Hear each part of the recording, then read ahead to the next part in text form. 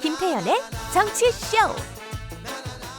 김태현의 정치쇼 수요일 2부는 여의도 타짜 시간입니다. 여의도 최고의 전략가들의 정치 비평도 하고 정치 컨설팅도 하는 김태현의 정치쇼 시그니처 코너 여의도 타짜. 오늘도 두 분, 제 왼쪽에는 장성철 공관과 논쟁 정센세 소장 나가셨고요. 제 오른쪽에는 윤태권 더모아 정치부총실장 나오셨습니다. 안녕하세요. 안녕하십니까? 안녕하세요. 오늘도 저희가 여의도에 두 분이 가셔가지고 민주당이랑 국민이 왔다 갔다 하시면서 많은 걸 알려주셔야 돼. 네. 잘하고 있는지, 잘 못하고 있다면 뭘 해야 되는지. 일단 민주당부터 가볼게요. 어제 부동산 의혹이 있는 12명 명단이 공개됐잖아요. 근데 보면은 뭐 본인들은 다 억울하다고 하는 분들이 좀 많은 것 같고, 그다음에 사안의 경중도 좀 다르잖아요. 사실 업무상 비밀 이용한 거하고 농지법 위반 의혹이. 근데 송영길 대표는 일단 전부 다 정리하는 걸 택했거든요. 송영길 대표의 이런 조치는 어떻게 보시죠? 저는 송영길 대표가 네. 고통스러웠었겠지만 정말 잘한 결정을 하셨다. 확실히 당대표 되고 나서 뭐 조국 전 장관에 대한 사과, 네. 그리고 이번에 여러 가지 의원들에 대한 탈당, 뭐 출당, 네. 뭐 권유 조치 잘하셨다는 생각이 들고요. 저는 두 가지 부분을 좀 얘기하고 싶어요. 오. 하나는 권익위에서는 이해찬 전 대표와 관련해서도 수사 의뢰했거든요. 근데 이번에는 이 이해찬 전 대표와 관련해서는 아무런 조치 사항이 없어요. 그럼 그러니까 그 말씀, 예. 의원이 아니라서? 의원이 아니라서 그랬겠지만 되게 상징적인 분이었잖아요. 2년 네. 동안. 지난 네. 2020년도 7월 달에만 봐도 이런 부동산으로 부당이익 된 거 다 환수해야 된다. 부동산 투기 이거 못하게 근절해야 된다라는 얘기를 수차례 했어요. 근데 본인은 2012년도에 세종시에 농지를 사서 그걸 용도 변경을 진행하고 있거든요. 거기에 인더가이시인가 인터체인지가 거기 들어섰어요. 이건 전형적인 거로 볼 수 있어요. 그러니까 이 부분에 대한 아무런 조치를 좀 취하지 않았다. 그럼 말씀은 권익위원회에서 이해찬 수사를 전 했어요. 대표 얘기도 민주당에 넘겼다는 거예요? 그렇죠. 거기 그래요? 발표 자료에 그게 다 남아 있어요. 아. 그러니까 이 부분 조치 안 하신 게 근데 조금 현역 의원이 아닌데 뭐 어떡하겠어요? 그러니까. 상징적인 의미가 있잖아요. 2년 동안 부동산 뭐 전쟁, 투기와의 전쟁 하셨는데 그분은 본인이 했다라고 권익에서는 판정을 해서 수사를 했는데 아무런 조치를 취하지 않았다라는 것 자체가 좀 미진한 조치가 아니었느냐라는 비판을 하고 싶고, 또 하나는 저 김한정 의원 같은 경우에는 네. 본인은 경찰 조사에서 뭐 무혐의 받았다라고 하지만 뭐 부인과 지인들에서 5명이서 지분 쪼개기를 통해서 43억 9천만 원어치의 땅을 샀어요. 이게 맞습니까? 자기 지역에. 이거는 전형적인 이해충돌의 소지가 있다라고 보여져서 여러 가지 뭐 해명 들으면 이해되는 부분들도 있지만 조금 좀 죄질이 나쁜 부분도 있다. 좀 수사 통해서 제대로 밝혀졌으면 좋겠다. 일단- 근데 하지만 잘하셨다. 예. 송영길 대표의 조치는 예. 그렇죠. 그러니까 이게 김태년 대표 권한 대행 때부터 네. 그러니까 이게 그 이낙연 대표가 임기 끝나고 선거 때 이제 김태년 권한 대행 때 이거 뭐 나오고 했을 때도 나오면은 우리가 단호하게 한다. 뭐 이게 1심, 2심, 3심 안 기다려준다. 그렇게 하고 송영길 대표도 며칠 전에 그런 이야기 했어요. 근데 이제 정치권에서 보통 뭐 그렇게까지 할 수 있겠어? 라고 봤는데 말하자면 이건 예상보다 높은 거지 않습니까? 그렇죠. 그런 부분에서 이제 높은 점수를 주는 거죠. 제가 뭐 한 명 한 명에 대해서 이렇게 따질 게 아니고, 그리고 이런 사안이 터졌을 때 참 미묘한 것이 자, 내부에서 반발이 있느냐 없느냐. 네. 만약에 내부에 반발이 없었으면은 밖에서는 뭐 짜고 치는 거 아니야? 다 뭐 작전 짜가지고 하는 거 아니야?라고 볼 수 있는데, 내부에 반발이 있을 때 송영길 대표로서는 고통스럽지만은 밖에서 볼 때는 저기 정말 뭐 하는구나.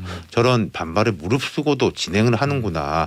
이런 걸 이제 효과를 거둘 수 있는 거죠. 근데 이게 참 애매한 게 내부의 반발이 너무 커버려가지고. 내부의 반발이랑 12명의 반발. 그렇죠. 그 다른 의원들도 막 억울한 거 아니야. 막 이런 식으로 돼버리면은 진행이 안 되면은 안 하는 일만 못한 것이고. 그렇죠. 그러니까 반발이 있긴 있되 이 반발에 누르고 진행할 수 있느냐 없느냐. 이제 그 꼭지를 따느냐 마느냐가 이제 송영길 대표의 과제일 거예요. 근데 반발이 커요? 민주당 내에서 지금? 그러니까 지금 이제 당사자들은 당사자는 아까 제가 거고. 숫자를 뭐 정확하게 확인은 못했습니다만은 몇 명은 내가 억울하지만 수용한다, 뭐 돌아오겠다라고 하고 몇 명은 나 못 나간다, 뭐 이러고 있다는 거 아니겠습니까? 근데 그러면 이- 이제 안 나갔을 때 예컨대 그 사람들의 뭐 어떤 당권 정지 같은 걸 시킬 수 있을 것이냐. 뭐 그런 걸 좀 봐야 되겠죠. 근데 일부 언론 보도 보니까 어제 비공개 최고위 비공개라도 끝나거나 분위기가 전해지잖아요. 김용민 최고위원하고 강병원 최고위원 일종의 굉장히 강성 친무위원 네. 송영길 대표에 비해서 그 두 위원이 12명 전원 출당 조치해야 된다는 걸 주도했다. 뭐 이렇게 뭐 기사가 보도가 되던데 그러니까 이런 그거는 뭐 부분에 이럴 당 수가 해계물 있겠죠. 싸움하고 관련이 있는 아니요, 그러니까 이제 당에서 보면은 여러 가지 의견들이 다른 경우들이 있지 않습니까? 근데 어떨 때는 이렇게 조합이 형성되고 어떨 때는 이렇게 조합이 형성되고 그러니까 그 이른바 강경파로 불리는 사람들 입장에서는 우리가 무슨 검찰 개혁, 언론 개혁, 뭐 조국 수호 이런 것만 하는 거 아니야. 실제 민생 개혁도 더 앞장서겠어라는 걸 보여주고 싶을 것이고 또 송영길 대표 입장에서는 또 그런 에너지도 활용하면은 윈윈인 거죠. 아니, 그러니까 대략 뭐 이번에 걸린 분들 6명이 이재명 지사를 좀 돕고 있는 사람들이라서 12명 중에서 네. 그거는. 아니 제 말이 아니라 그냥 그 기사에 아, 그런 그래요? 분석을 써놨더라고요. 소개시켜 드리려고 그런 거예요. 자, 저희 저 밖에서 봄 작가가 저희한테 알려줬는데 우상호, 오형훈, 김한정, 김회재 요 4명의 의원은 강하게 반발하며 탈당을 거부했다. 이렇게 이제 언론 보도가 돼 있고요. 자, 그럼 민주당 일단 정리가 됐어요. 네. 그러면 이제 나중에 다 무소속이 된 다음에 본인이 수사해가지고 무혐의가 밝혀져 이러면 이제 당연히 다시 돌아오겠고 네. 아니면 뭐 저 서울구치소에 가든지 어떻게 하겠죠. 그럼 이제 국민의힘으로 가죠. 근데 국민의힘이 야 전현희 위원장은 전 의원이니 민주당 의원이니까 국민 권익위는 못 믿겠어. 우리는 감사원으로 가겠어. 근데 감사원법을 보니까 국회의원은 대상이 안 돼. 네. 감사원법 애초에 만들 때 국회의원들이 본인들 대상이 되게 만들어놨을 리가 없죠. 아니 근데 그거 알아요? 뭐요? 어제 대변인의 공식 설명이 뭐였냐면 네. 우리가 네. 확인을 못했다. 네. 그렇게 얘기를 했어요. 그러니까 그럼 이제- 감사원법 확인을 안 하고 네. 그렇게 질러버린 건데 네. 안 좋아요. 이거는 왜냐면은 뭐 감추려는 거 아니야? 조사 안 받으려고 하는 거 아니야? 이런 의심으로부터 자유로울 수가 없다라는 생각이 들고 차기 이제 당 대표가 금요일에 뽑힐 텐데 이 사항을 어떻게 처리해야 되는지 첫 번째 과제 아니에요? 그래요. 맞아요. 언론이나 국민들이 네. 그래 11일까지는 봐줄게 일 거예요. 그럼 11일에 누가 될 거 아닙니까? 그럼 막 이제 기자회견을 하겠죠. 언론들하고 바로 질문 나오겠죠.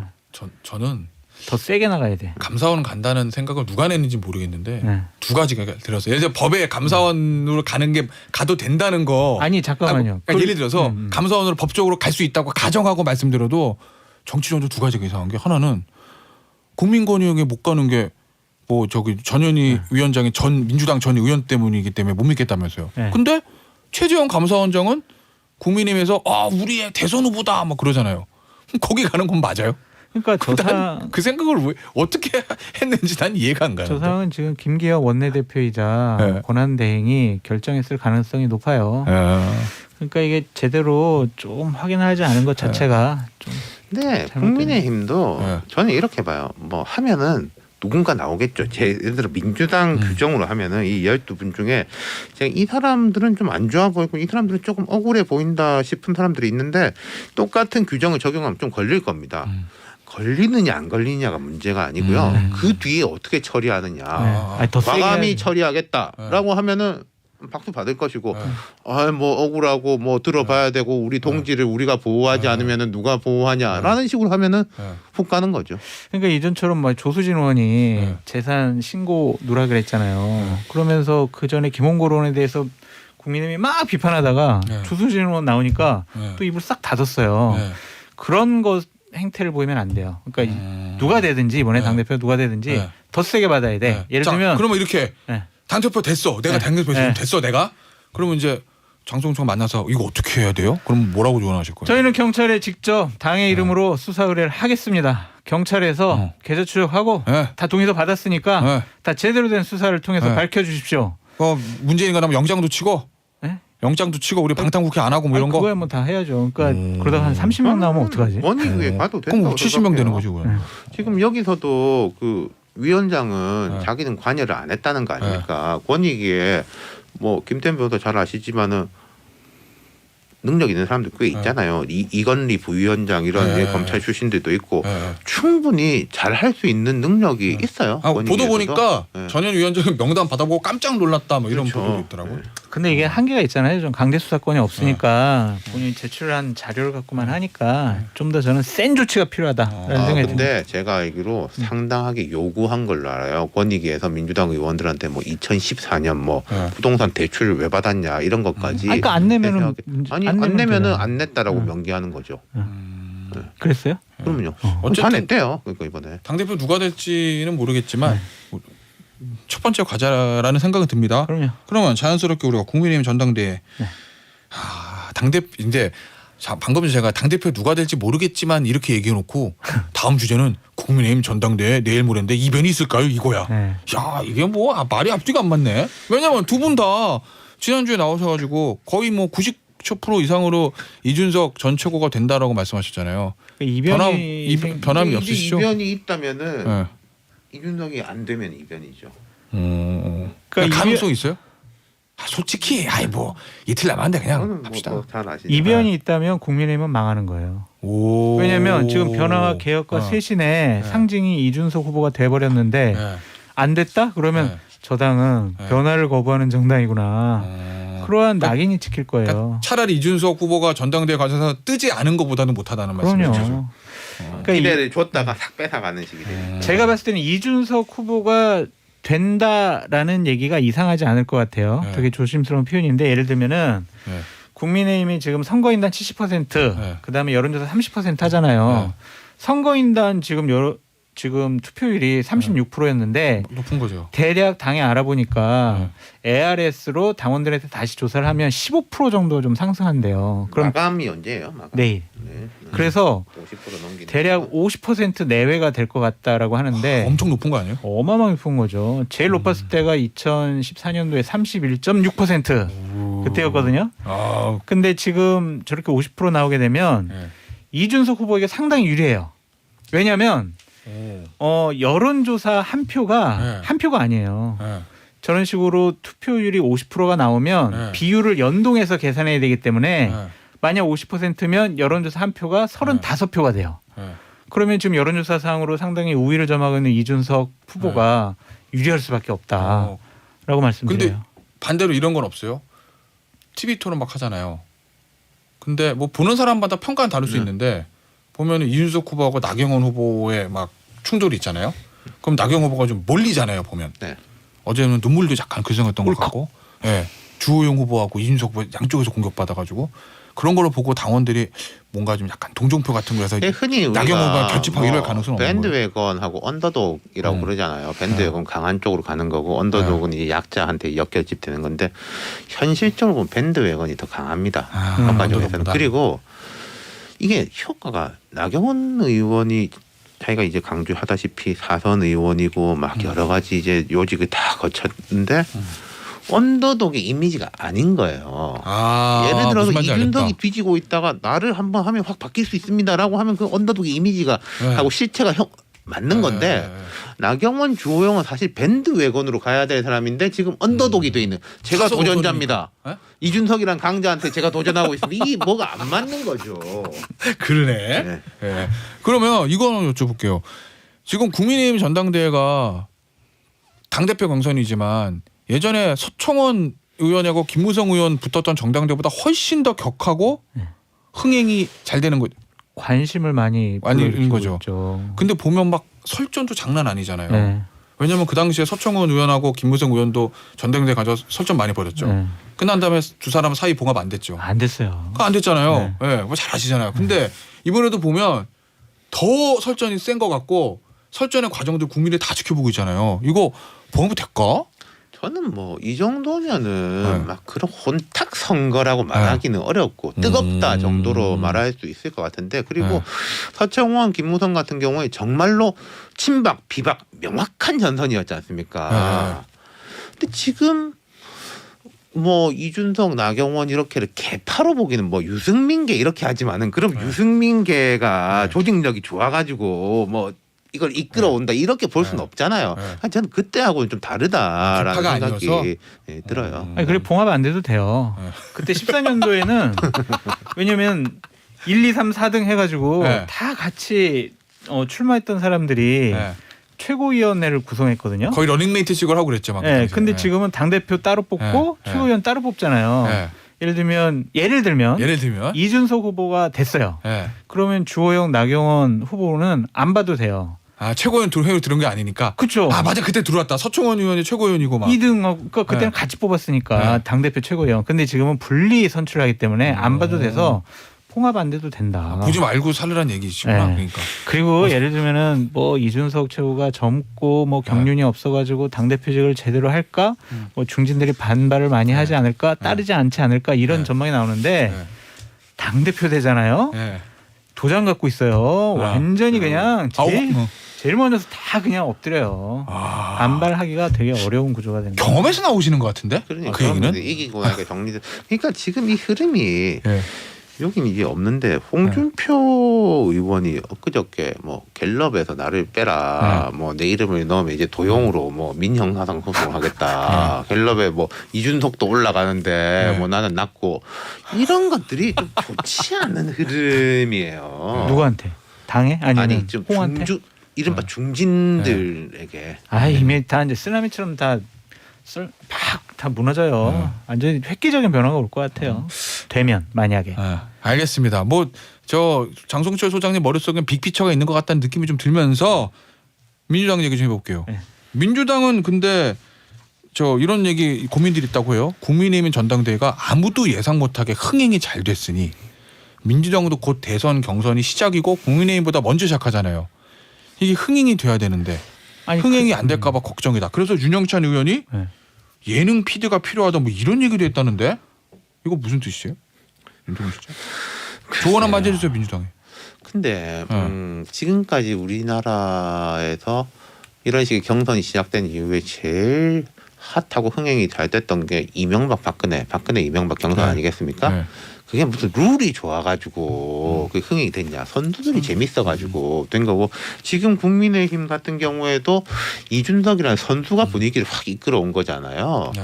저는 민주당도 예를 들어서 뭐 이재명, 이낙연 다시 이제 세게 붙고 네. 박용진 뭐 오늘 좀 올라왔던데 그렇게 네. 붙으면은 네. 있는 선수들이 잘 활용할 생각을 하면은 괜찮을 것 같은데 이게 자꾸 이런 식으로 머리를 굴리려고 하는 것보다는 그러면은 뭐 이제 당청이 합의를 해가지고 탁현민 비서관을 당으로 보내주십시오. 네. 그런 뭐 되는 건 그런 건 아닌 것 같아요. PD가 아니라 이 출연자가 중요하다 뭐 이런 얘기인 거죠. 저도 100% 동감하는 게 지금 국민의힘의 전당대회가 관심 받는 게 네. 뭐 시기라든지 아니면 형식이라든지 이런 것들이 새로 와서 그런 건 아니잖아요. 이준석이라는 핫한 인물이 새로운 돌풍을 일으키고 있으니 이준석이 될까 안 될까 이런 궁금함 때문에 지켜보는 건데 예를 들면 브라질하고 미얀마하고 축구 경기를 하면 그게 흥행이 되겠습니까? 안 되죠. 지금 이재명 지사가 압도적으로 앞서 나가고 있으니 게임은 정해졌다.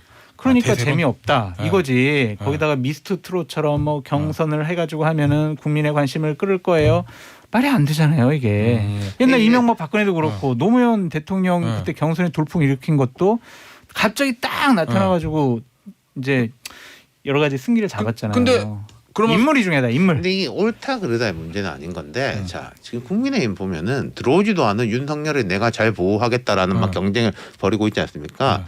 제가 이재명 지사면은 조금 짜증나는 게 있을 것 같아요. 이 정도 1등이면 사실 당에서 좀 보호를 해줘야 되거든요.